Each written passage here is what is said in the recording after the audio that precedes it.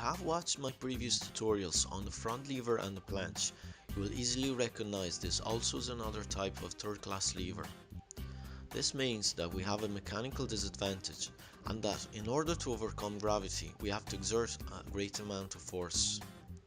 This force is also directly proportional to the distance between your pivot point or fulcrum and the center of mass. The greater the distance, the bigger the effort required.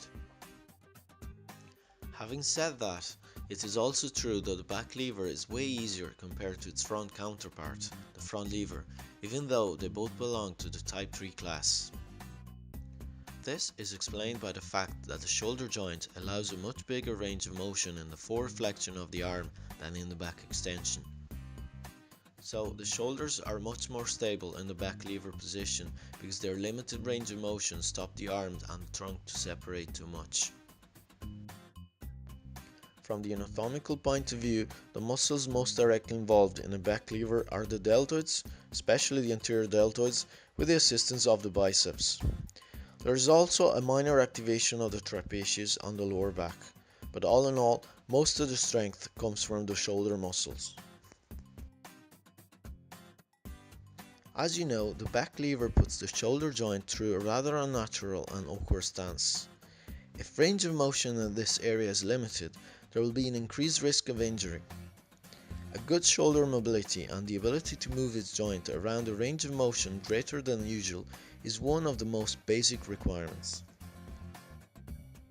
Directly ensuing is the ability to roll your body forward and backwards in the hanging position, which in gymnastics is called skin the cat. This exercise requires a good deal of core activation as well as stability in the upper trunk. And as always, strength is a key to success. And because deltoids are the muscles that take most of the effort in the back lever, shoulder strength is vital. In this case, you should be able to do a few rings or bar dips as a basic strength requirement. Just to clarify, dips are not directly connected to the back lever, but are anyway a good predictor of anterior deltoid strength, which is basic for the back lever. The setup of this exercise consists first in getting to a face down hanging position with the arms extended behind your back. To reach this position, you must get your hips over your head in a back roll motion. From there, you can approach the lever in two ways.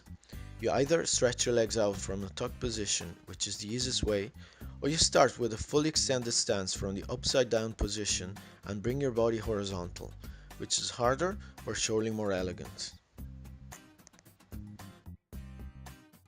You can use both gymnastic rings or a pull-up bar, but if you are a beginner, I suggest you start out with gymnastic rings.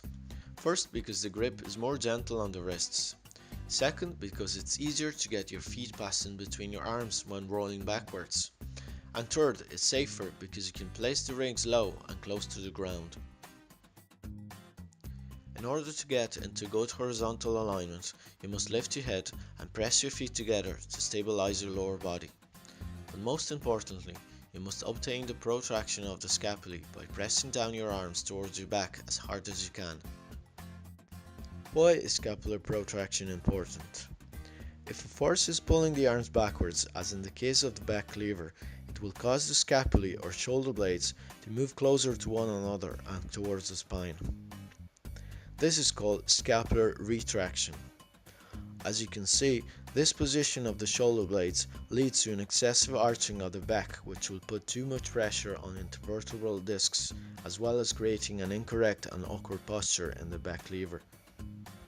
To avoid this, you must push the arms to the opposite direction, driving the shoulder blades away from the spine. This is called scapular protraction and will help stabilize the trunk and keep the back and also the rest of the body more straight and aligned.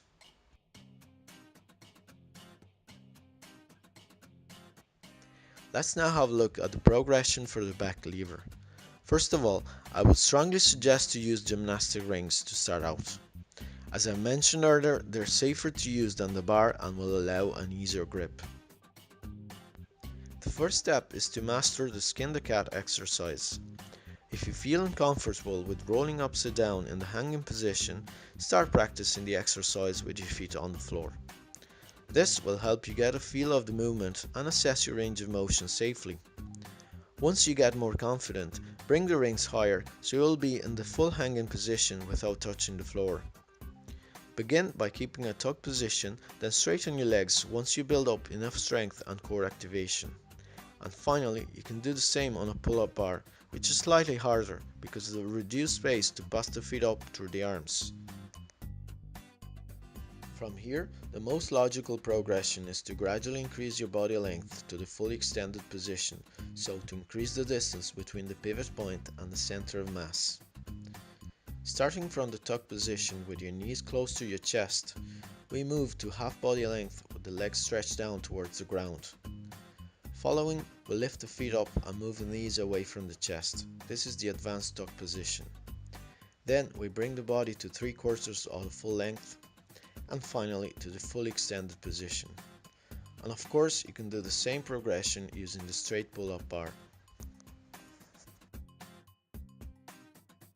If you find yourself stuck at some stage in this progression, a good idea is to use some assistance to get past your plateau. It will also help you get a feel of the exercise in the fully extended position, as well as strengthen the same body parts that are used in the back lever. The assistance consists in using an elastic band to support part of your body weight. In this specific instance, I suggest you use a band with a flat surface rather than a tubular one, as it will be more comfortable to rest your hip on. Place the rings at hip height and wrap the band a few times around one ring to secure one end, then place the other end on top of the other ring. Bear in mind that the band shouldn't be too loose, otherwise it will be too low for you to be able to rest on it. Then hold on the rings firmly and go straight into the back lever position with the elastic band holding you at approximately hip level. Make sure that you are well aligned and horizontal. If one band is not enough to support your weight, join one or more bands together to create a higher resistance. Once you're comfortable with this, you can use a different approach. This time, instead of going directly face down, you set the rings higher and do a back roll to get to the back lever position. Here, you do the whole backward roll and use no assistance of the band until you have reached the horizontal position.